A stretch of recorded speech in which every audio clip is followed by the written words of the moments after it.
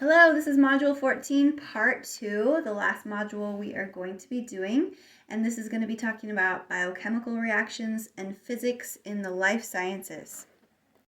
You have this really nice picture on page 506, so go ahead and turn to that page. Okay, chemical reactions that take place inside living things are biochemical reactions, and thousands of these are occurring in each cell. Some important biochemical reactions are photosynthesis and cellular respiration. So photosynthesis is what plants use to make food, and cellular respiration is what animals use to release energy from food. This right here is photosynthesis. So we have carbon dioxide plus water plus energy, and then the plants are storing energy from the sun into this glucose molecule, into the glucose bonds. And then we also have oxygen as one of the products. So we have sugar molecules, glucose molecules, and oxygen as the product of photosynthesis. And then if you look at cellular respiration, it's basically the opposite.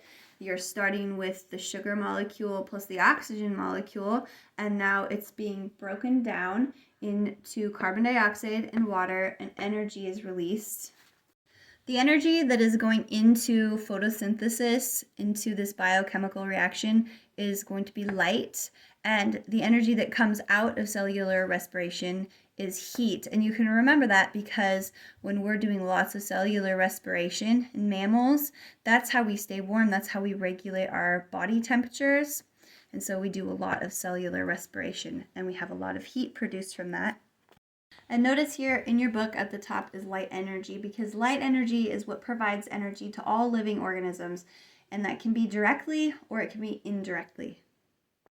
You can see here is cellular respiration, and these are what go into cellular respiration. This is your reactants, okay? And the energy our bodies need comes from glucose and oxygen, and these are the products of photosynthesis. These reactions need to happen fast to keep our cells alive, and therefore catalysts are needed, okay? So catalysts are something that speed up a reaction but are not part of a reaction. And so we had the elephant toothpaste reaction that we did, and this used yeast as a catalyst, but the yeast wasn't part of the reaction. It wasn't used up at all. It was just a catalyst to speed up the reaction. And our bodies use enzymes as catalysts. They're protein catalysts to speed up these reactions in our body. So an enzyme is a biomolecule. It speeds up a biochemical reaction, and it's made up of proteins. Enzymes are amino acids that are linked together over and over and over into polypeptide chains. And enzymes work by lowering that activation energy for reactions. We've talked about that before, the energy that you need to just get that reaction started. It lowers that activation energy. Our bodies use enzymes in cellular respiration, in our saliva to break down our food, that's amylase, and in our stomachs to break down proteins faster, that's pepsin, and many other places. And what do we need in order to make enzymes? We need vitamins. And what are vitamins? So vitamins are organic compounds. They're needed by organisms, but they cannot make them themselves. And minerals are inorganic elements that come from soil or water, okay? So, for example, vitamin B, it helps form enzymes needed for cellular respiration, okay? So we need these vitamins to make enzymes. Also, vitamin C helps make the enzyme that makes a protein in your skin, and it helps with growth and repair of body tissues. These are found in citrus fruits. So that's two examples of vitamins that are needed. Okay, so vitamins are those organic compounds that organisms need in small amounts. They can't produce them themselves, and so they have to get them from their diet, from foods we eat, a lot of citrus fruits and other things. So now moving into biological physics. So biophysics, it's the combination of physics and biology, such as how bats use sonar or how optical lenses bend light waves to correct vision problems. That's something we learned about.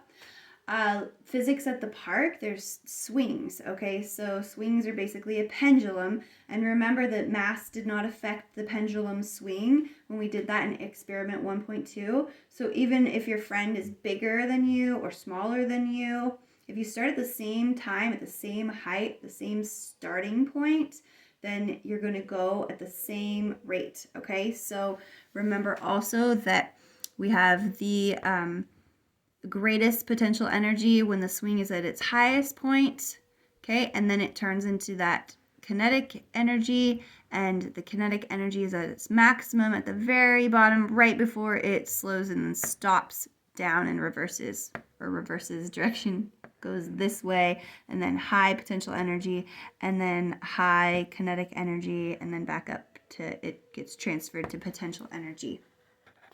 And we've got all sorts of examples. We can think about cars, we can think about riding a horse, we can think about all these things in the life sciences that, or things we've created that our bodies go inside of that combine physics and biology. This particular page is talking about centripetal force, which is the force on an object on a circular path causing it to move away from the center of a mass. And so we put ourselves on these rides where we're spinning and spinning and spinning and spinning, and that centripetal force is actually pushing us out, out, out, out. It pushes us against here. This pushes back. We want to travel in a straight line, but it's forcing us to travel in a circle, so we're like pinned up against the wall. I don't know if you've ever ridden on one of those rides where it spins and pins you against the wall, and you feel like you could just float up and down the wall. Those are pretty fun. And this is kind of like that marble in the pie pan experiment that we did, where the marble kept wanting to move in a straight line, but the walls kept it moving in a circle. And we have this cool picture here. It talks about physics in flight. So this is Bernoulli's principle, where the pressure decreases as the gas moves faster. So where's the gas moving faster? So right here, the gas is moving at this steady speed, but on top of the curve of the wing, or the curve of a wing of a bird, God made it first, right? Before we invented it. This is curved, so the air actually has to move faster, faster, faster to then catch up with the other air. So when the air is moving faster on top, it's going to cause lower air pressure, and it's going to cause that airplane or that wing of the bird to lift up.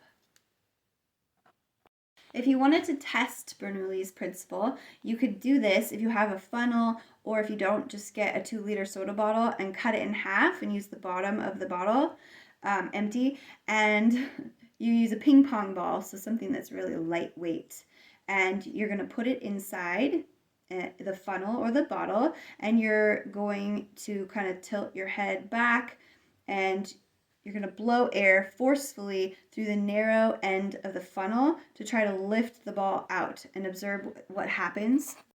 Okay, so first you're going to blow across the bottom and see what happens. And then in the next part of the experiment, you're going to place your lips on the rim of the wider end of the funnel, so up here, and you're going to blow across the top and see if you can lift the ball up. Now you can probably guess what's going to happen, and you can think about how you're changing that air pressure and the speed of the air and why that's happening. Biophysics is also used by forensic investigators after a car crash. The investigators examine the tire skid marks, so the length of the skid marks, the car's tires, and the road surface. And by determining the frictional force applied, the speed of the car can be estimated, the speed before the brakes were applied. Ballistics experts use physics to determine the path of a bullet or explosives. MRIs use strong magnetic fields to produce 3D images of tissues of the body. Also, CTs use X-rays, and radiation can be used to kill cancer cells. Electrical problems of the heart can be corrected with defibrillators or pacemakers. So you guys know what a defibrillator is, right? You can find them all over the place, and you should know how to use one. They're pretty safe, but if there's an emergency and somebody's heart is truly stopped, sometimes it's just vibrating, and you gotta get its rhythm back. So you can shock the person so that they get their rhythm restarted. You can also put a defibrillator in someone. So if they have this problem where their heart starts kind of quivering like this, you can actually have a shock sent to them inside their own body. It's surgically implanted inside of them.